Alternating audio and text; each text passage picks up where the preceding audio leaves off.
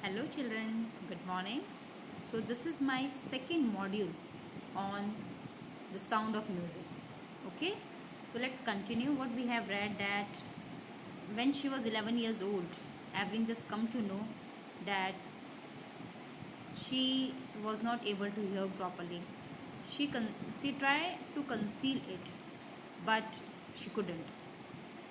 And she just liked to play the xylophone as once she saw a girl playing it. Though though many teachers discourage her, okay, one teacher, that is Ron Forbes, just appreciated, and he told Evelyn to feel the music, okay, and slowly and gradually she started feeling the music, and not only from the legs and like this, but legs or hands, but from the different parts of the body. She just started feeling the music. So let's continue with it. It is intriguing to watch Evelyn function so effortlessly without hearing. In our 2 hour discussion, she never missed a word. Man with bushy beards give me trouble, she laughed. Why she says like this? Because she is not able to listen, she is not able to hear. So she says that when the man has the beard and all this thing, she is not able to see the lip sync of the person. So it's very difficult for her to make out what that person is saying. Okay, it is not just watching the lips, it's the whole face, especially the eyes. So she says it's not only the watching from the lips only she come to know, but she was the whole face, especially the eyes. She speaks flawlessly. Flawlessly means given here without a fault or mistake. She speaks flawlessly with a Scottish lilt. My speech is clear because I could hear till I was 11. So she says that I know my speech is very much clear because till 11 years old, she was able to hear. Slowly and gradually, she has become deaf. But that doesn't explain how she managed to learn French and master basic Japanese. But that is not the proof that how she managed to learn French and Japanese. As for music, she explains, it pours in through every part of my body. So she says that really music pours every part of her body. It it trinkles in the skin, my cheekbones, and even in my hair. So she says that she can really hear the music. Okay, it trinkles her. The music trinkles her in the skin, cheekbones, and even her hair. When my when she plays the xylophone, she can sense the sound passing up the stick into her fingertips. By leaning against the drums, she can feel the resonances flowing into her body. So what she says, resonances means echoes of the sound. So she says that when she plays it and she just lean against the drum, she can feel the sound of music flowing into her body. That music just vibrate in her body. On a wooden platform, she removes her shoes so that the vibrations pass through her bare feet and up her legs. And this is very true. You may just see, or you may just find in Google, many videos are given on Evelyn, and it's literally shown that she just remove her shoes when she just go for the concert. It may be when she plays any instrument, she removed the shoes because that gives her the vibration. Not surprisingly, Evelyn delights her audiences.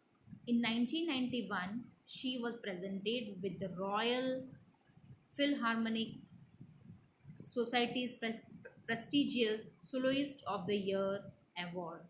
So in 1991, she was awarded this great award, okay, for the solo playing, okay. Says master percussionist James Bland's, God may have given her hearing, but he has given her back something extraordinary. What we hear, she feels. far more deeply than all of us. That is why she expresses music so beautifully. So, says master percussionist James Blunt that this has been spoken by James Blunt. This has I have in the first video also you have seen, and in the beginning of the chapter also. These lines are just written and this has been highlighted very well.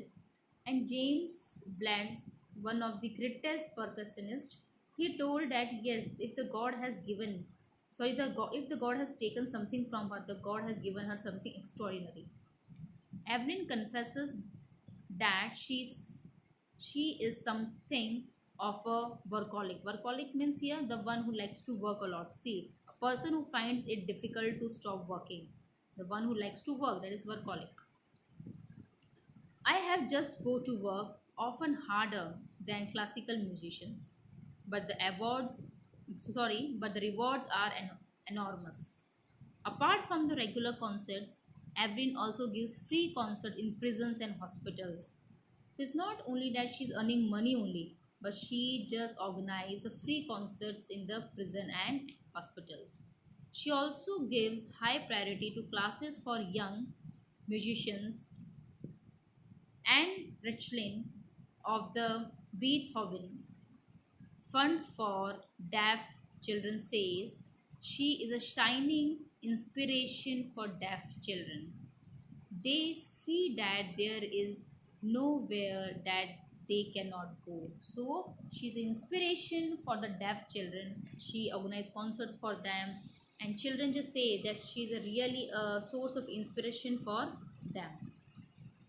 Evelyn Glennie has already accomplished means achieved, more than most people twice her age.